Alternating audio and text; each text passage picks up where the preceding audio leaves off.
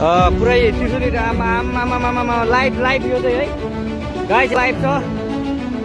ओहो पुरा ड्याम फुटेर आयो यार, पुरा चाइनाको ड्याम फुटेर आएर त आमा ल यहाँ हामीले अब ओहो यार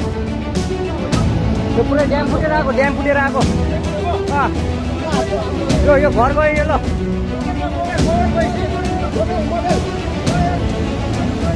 त्रिशुली बजारै गयो यार ल गयो यार ओ यता